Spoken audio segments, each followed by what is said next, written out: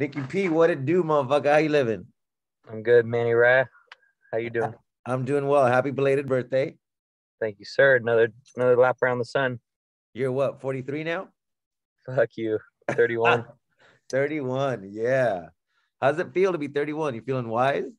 I'm feeling not so much wise. I'm feeling stronger than a motherfucker, though. Hell yeah, I like that. You been working out or what? A little bit, but more just like mentally. Good, I like that. That's Focus, kind of focused. good. That's kind of what I want to talk about today. I can think of Mexico where you had an experience that like profoundly shaped your life. And so I want you to think of a time where like everything is going good. And then either you had an experience that changed your perspective or you had an experience that was really tough and you had to endure and you went through it and you got out on the better side. Mm-hmm. Tell me a story. It's story Man, time with Nick.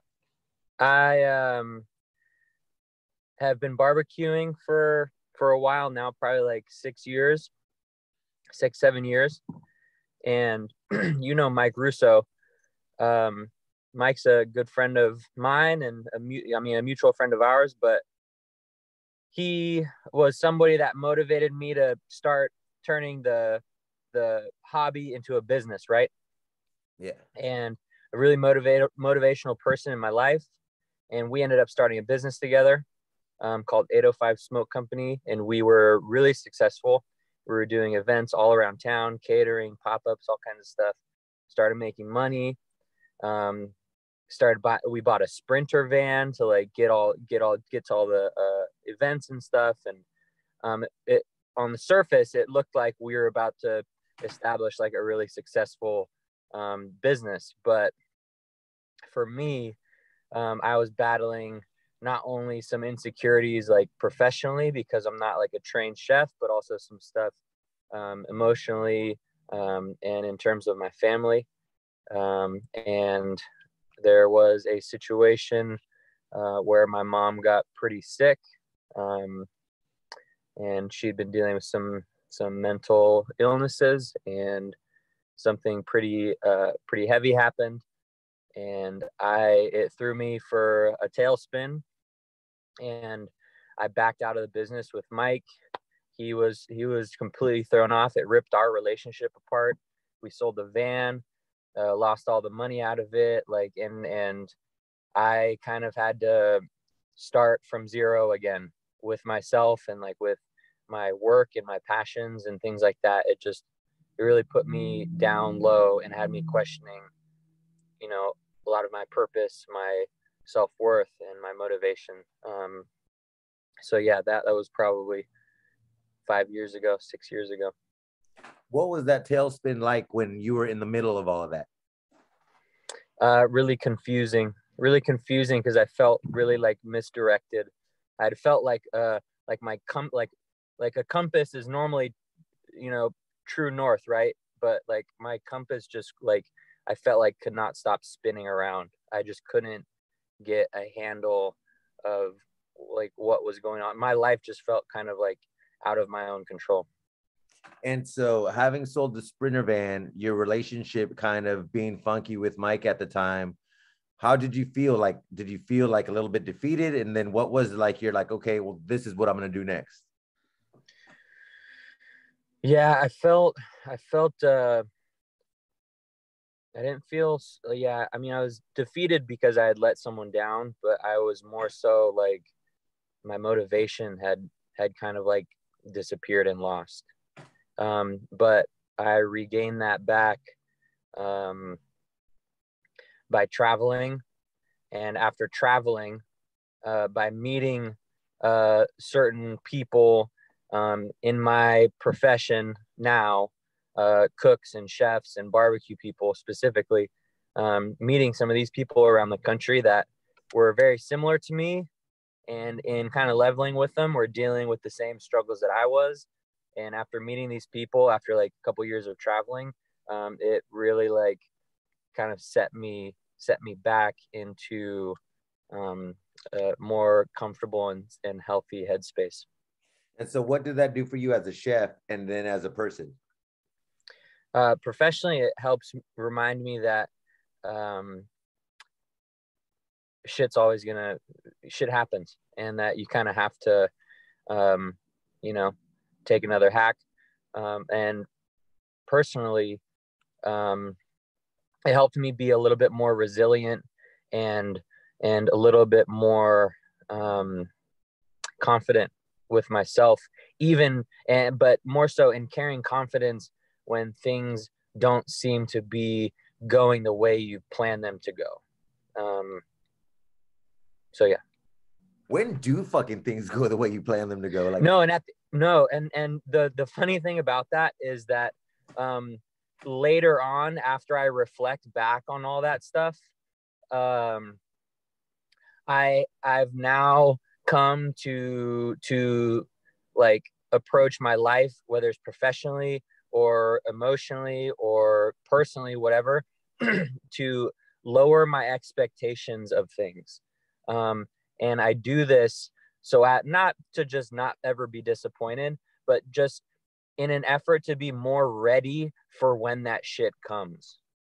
And that has really helped me be much more efficient and confident in moving forward with whatever I do, because there's a part of me that just is ready for the curveball, like at all times. And you just kind of have to be. And it's crazy because you never know what that curveball is, and that curveball is going to throw you off, you know? Yeah, no doubt, especially if you have an expected fastball coming. Like if you expect, a fastball coming at you, like you're going to miss that shot, but if you kind of maintain a little bit more cool, calm collectedness and know that the approach isn't something that you have planned, and that you're more ready to kind of like be dynamic and change and maybe manipulate some of your surroundings and options, then you're much more able to be successful in the way that you move forward in your life. Yeah, but I think there's two things going on there. Like, you have to be rational, and that's the part that has to help you out, right? But you're also in a tailspin. As rational as you want to fucking be, your head and your emotions and everything around you is just kind of churning and burning, you know? So it's pretty difficult. For me, for instance, I was in my last semester of my master's program working on my thesis. I was like, I'm going to finish, like I'm on my way out. Like, I can't believe I'm going to accomplish this. And I was just like on a high, like I was teaching, like things are good, and there was a group of us that hung out. And one of the people that we hung out with, we went out and got a drink, and he told me, he's like, hey, Manny, I stopped taking my medication. And he was on antidepressants because he tended to get depressed. And he had revealed to me that he had an alcohol problem previously, where he was drinking like liters of vodka. And I was like, yo, are you sure that's a good idea? He's like, no, I'm finishing up school. Like, everything is great, And I was like, all right, cool. Like, who am I to say, A couple of days later, we were in the office, and as philosophy kids, we always argue, like that's what we do.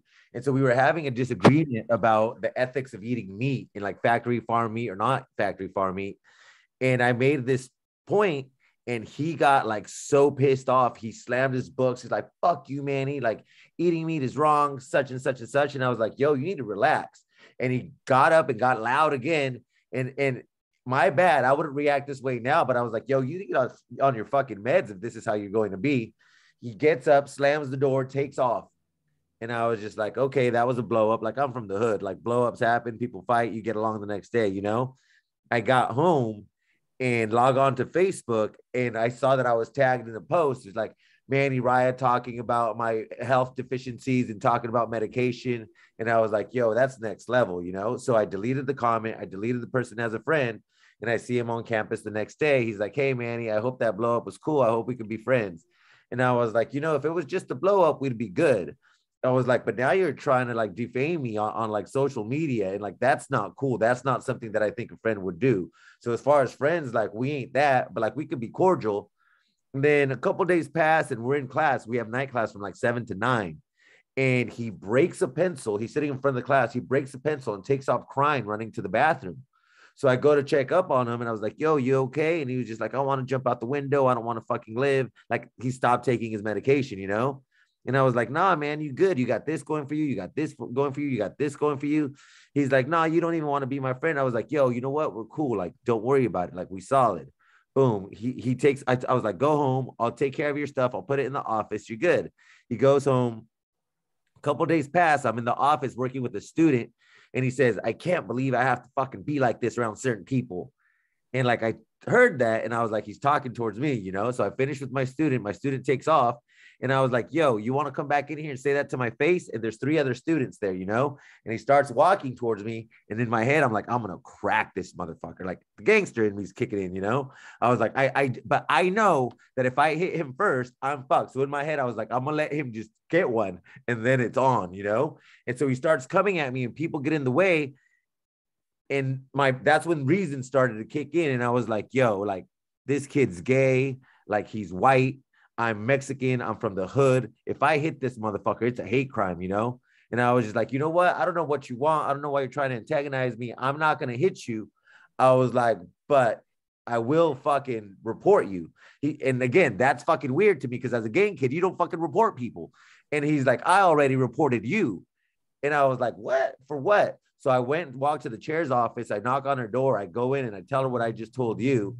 And she's like, Manny, this seems more like a mental health issue than anything else. You know, like I think he's projecting on you. He starts pounding on the door, crying and shit. She goes outside to talk to him, comes back in. She's like, I'm going to need you to leave this way. I'm going to talk with him and then we'll go on. I was like, all right, cool. I take off and my buddy's driving by and it's Tuesday. He's like, Manny, you want to go get some beers and some tacos for Taco Tuesday? I was like, hell yeah, I need that shit right now, you know?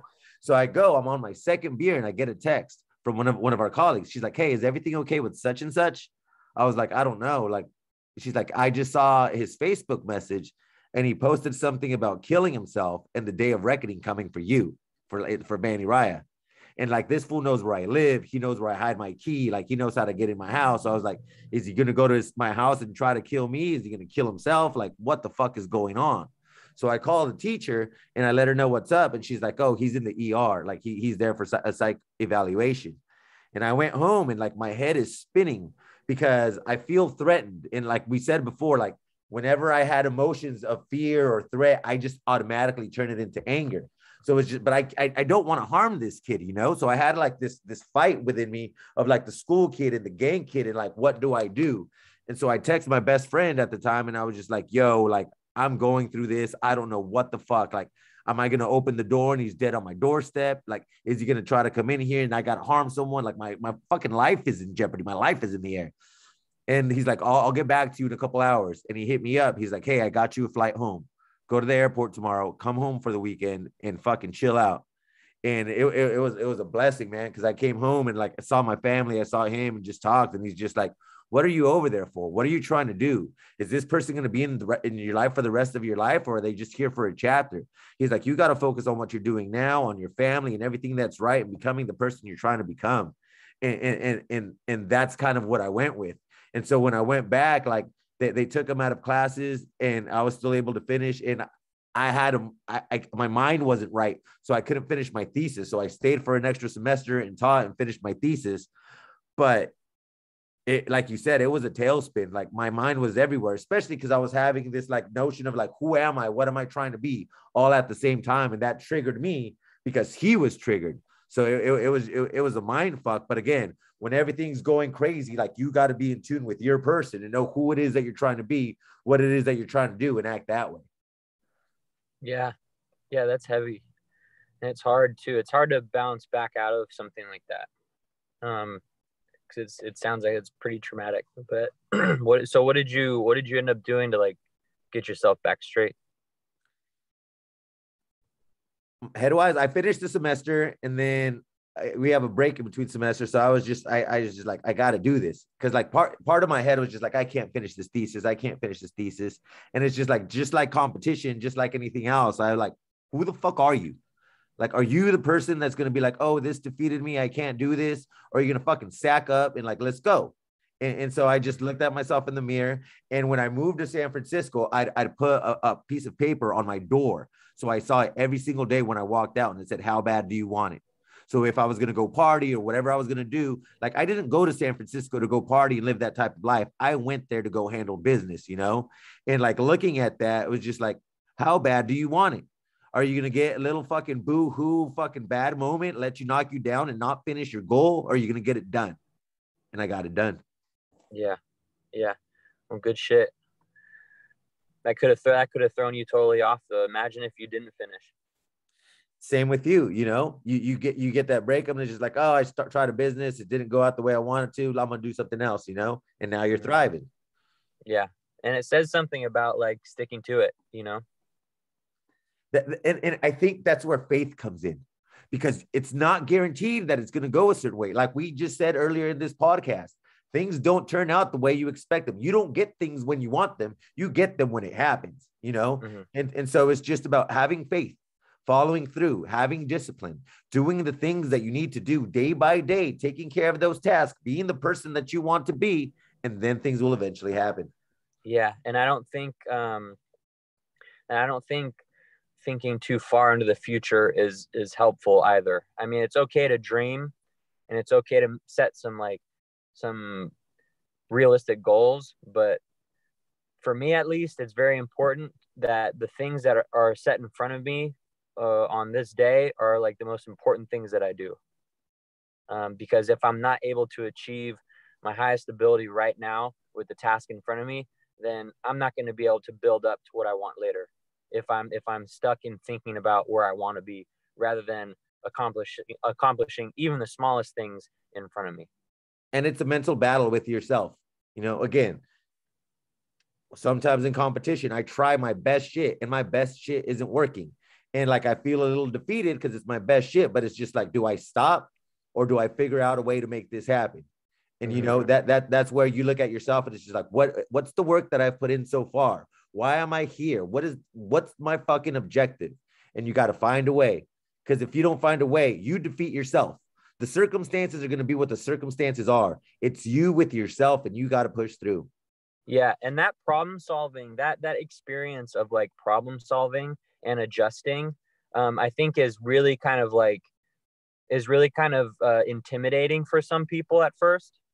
But I know for myself, like when I first kind of had that feeling of, wow, I made the right adjustment. I had a level head in this. I wasn't overcommitted in any direction, but I made the right move and I kept my head down and I got it done. Like that feeling is a kind of an addictive feeling, because then you feel that like there's nothing that can come in front of you that you won't be ready for. So it's really motivating to have kind of like broken through that threshold. Don't get me wrong. There's still shit to this day that I probably have some mental blocks with. And that's when like I need, you know, a partner or someone to kind of like remind me, hey, you got this, you're good. This is what we do. And you keep pushing forward. But once you get a little taste for that problem solving self and that the ability to actually make present changes while the situation is unfolding, that's a really rewarding feeling. And I feel like that's what really gets people to like step up to the next level. Success feels fucking good, huh? It does, especially when you work for it happens in a way where you weren't planning it to happen. Yeah. So with that being said, go ahead. No, just because you had, like you said, you had faith, but you were putting everything into what was in front of you at the moment. So with that being said, you got a song you want to let us out on? Damn. Hate It or Love It by 50 and The Game. The Underdogs on top, motherfuckers. See you soon. Coach. Peace.